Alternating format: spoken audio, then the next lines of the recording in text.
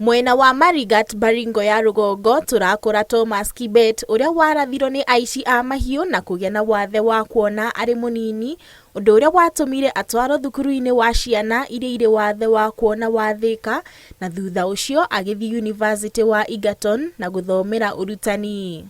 Familia yetu ama jamii yetu ilifamiwa, tuko katika eneo hili na ng'ombe kuchukuliwa yote wakati hiyo. Na katika hali hiyo mimi niliweza kupigwa risasi.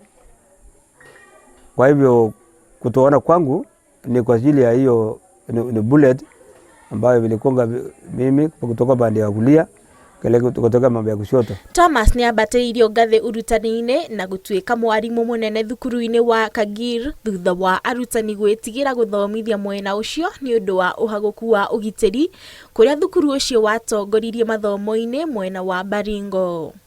Na hii mambo ya insecurity ama usalama inapelekea mtu kabisa kuenda. So mimi nikaona kwamba shule itafungwa na itabidi sasa nikuje. Kwa sababu nilianzisha na ile lengo langu kuanzisha ni kufanya hii jamii wasome.